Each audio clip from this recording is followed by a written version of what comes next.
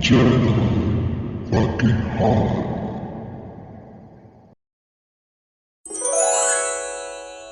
Marhaban bikum jami'ah. Kali ini kita membahas suatu kitab tafsir dengan judul Daf'u Ihamil Ittirab an Ayatil Kitab. Pembahasan kali ini adalah tentang darah. Disebutkan dalam suatu ayat bahwasanya semua darah itu haram, tidak boleh dimakan. Kemudian di ayat yang lain disebutkan bahwasanya darah yang tidak boleh dimakan hanya darah yang mengalir saja. Sedangkan darah yang tidak mengalir boleh dimakan. Jangan kemana-mana, kita akan membahas setelah yang satu ini. Pembahasan kita kali ini terdapat pada surat Al-Baqarah surat kedua ayat ke-173. Berikut ini lafalnya. Innama harrama alaikumul maitata waddam. Innama, sesungguhnya, hanyalah harrama alaikum, Allah subhanahu wa ta'ala mengharamkan atas kalian al-maitah, bangkai, waddam, dan darah. Disebutkan di sini hanya darah, semua darah itu haram, tidak boleh dimakan sama sekali. Sedangkan di ayat yang lain, yaitu terdapat pada surat Al-An'am surat ke-6 ayat ke-145, disebutkan bahwasanya darah yang tidak boleh dimakan atau diminum ini hanyalah darah yang mengalir. Sedangkan darah yang tidak mengalir boleh dimakan atau diminum. Berikut ini lafalnya. Illa ayyakuna maitatan aw daman masfuha.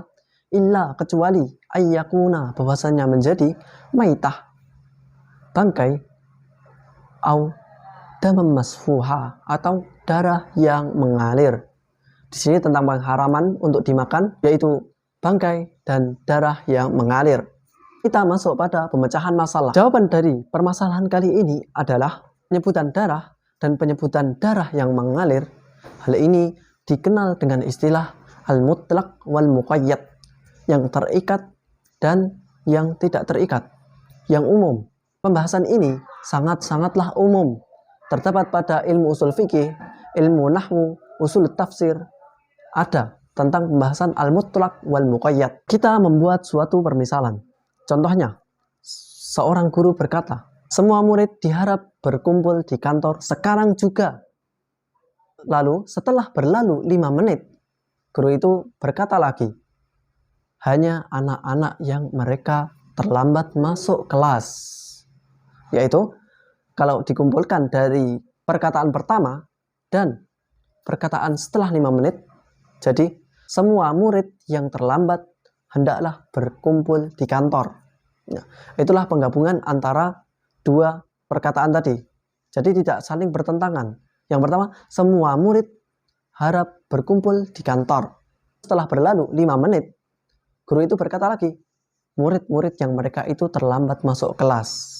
Jadi tidak ada penghapusan di sini.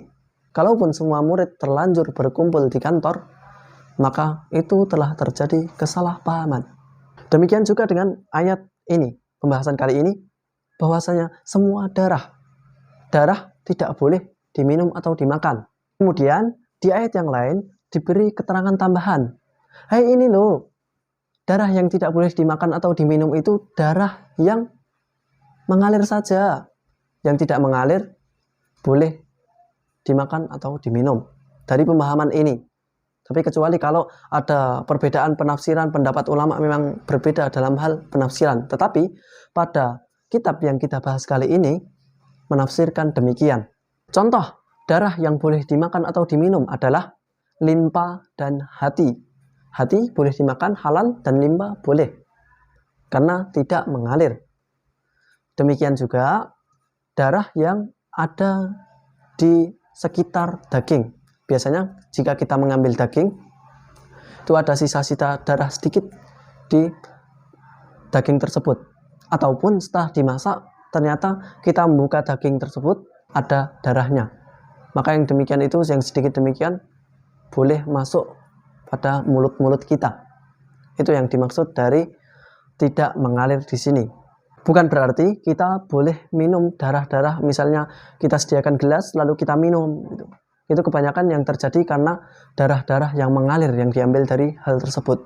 Simpulan dari pembahasan kita kali ini adalah darah yang tidak mengalir boleh kita makan atau kita minum. Ya, mungkin cukup sekian pembahasan kita kali ini.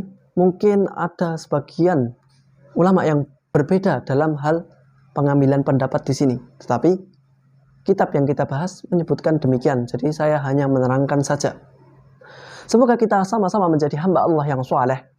Jika ada perkataan saya yang salah, kalian bisa chat di kolom komentar. Apabila ada perkataan saya yang kurang berkenan, saya mohon maaf. Syukran.